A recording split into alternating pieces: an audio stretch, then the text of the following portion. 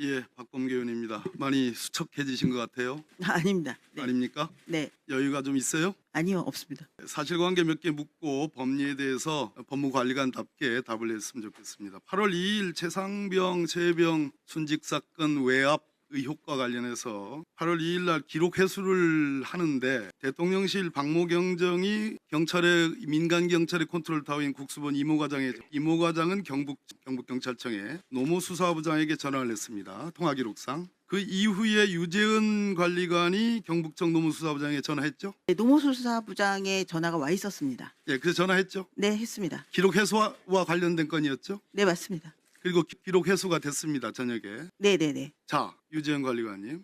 그 당시 국방부 우리 장관 직속의 검찰단의 수사관들이 가가지고 경북경찰청에서 기록을 가져오는데 그거를 임의 제출 방식으로 가져왔죠.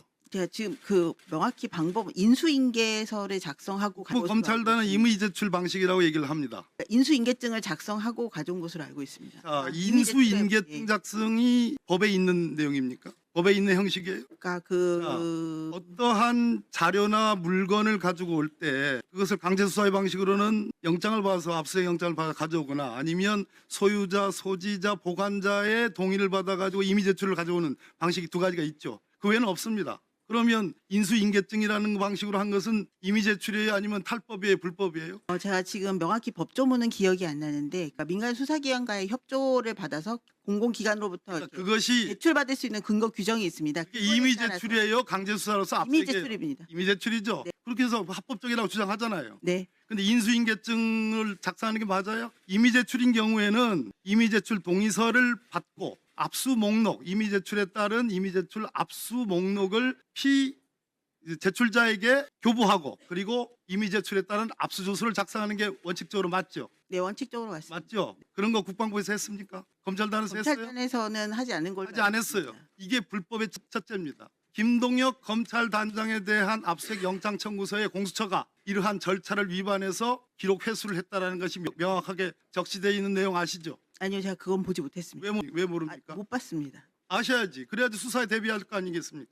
제가 김동혁 단장의 수사에 대비할 필요는 없습니다. 아니죠. 본인을 스스로 항변하기 위해서는 그것을 아셔야 된다 이 말이에요. 검찰단이 그러니까 자, 검찰단이 어찌됐든 문서를 가지고 온 것은 검찰단이 자기네가 적법하게 판단해서 한 것으로 알고 있습니다. 아까는 그건 적법하지 않다고 얘기를 했어요. 제가 적법하지 않다고 말씀드린 적은 그렇게 얘기를 없습니다. 했습니다. 나중에 속기록 보세요. 그 당시에 두 번째 불법의 문제, 군검찰 수사관이 가가지고 이 수사 기록을 넘겨달라고 하면서 임의 제출 방식이든 인수인계 방식이든 가져오면서 뭐라고 그랬냐? 이첩 절차에 문제가 있다. 항명과 관련된 것이다라는 언동을 했습니다. 알고 계시죠? 네. 근데 실제로 그 기록을 가져와 가지고 박정훈 대령의 항명 사건의 기록 편철을 합니다. 거기까지는 그렇다 치더라도 그 뒤에 국방부 장관을 두 차례의 소집을 해가지고 두 차례의 회의를 거쳐가지고 국방부 장관 직속의 사법경찰인 국방부 조사본부에 이 기록을 넘깁니다. 이것의 근거는 뭡니까?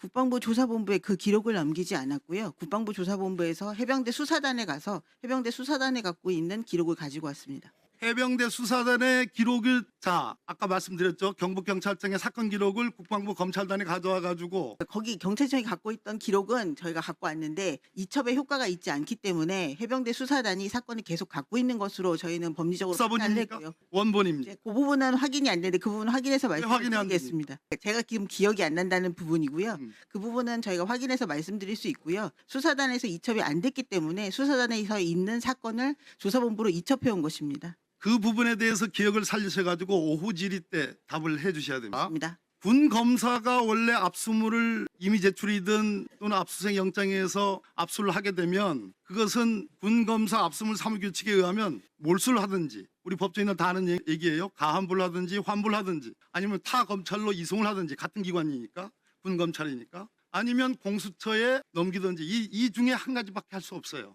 제가 의문하는 거는 지금 군검찰 해병대 수사단에 있는 기록을 국방부 조사본부가 가져왔다고 그랬습니다. 네. 그러면 군검사가 가져온 기록을 회수한 그 기록을 국방부 조사본부에 넘긴 건 아니다 이 말입니까? 네, 맞습니다. 그러면 국방부 조사본부가 왜 처음에 장관이 신범철 차관이 제일 먼저 얘기합니다. 이거를 재검토하라. 국방부 조사본부가 거부했죠.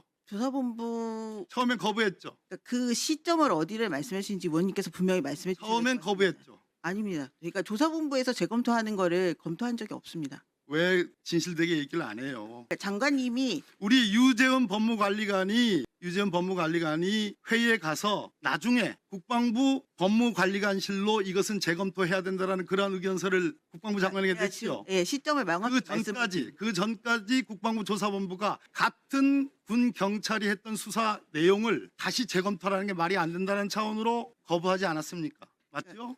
거부라는 처음에는 게 거부하지 않았습니까? 거부라는 게 그러니까 저희가 자, 그럼 소극적으로 하지 않았습니까? 네네네 맞죠? 네 소극적인 태도였습니다. 예, 두 차례의 회의를 했습니다. 그래서 맞죠? 두 차례 회의인지는 기억나지 소극적으로 않습니다. 하니까 장관이 두 차례 회의를 소집했습니다. 맞죠? 그 회의가 두 차례인지 기억나지 않는다고 말씀을 드리는 겁니다. 네 회의는 했습니다. 네, 1분 더 드리십시오. 네.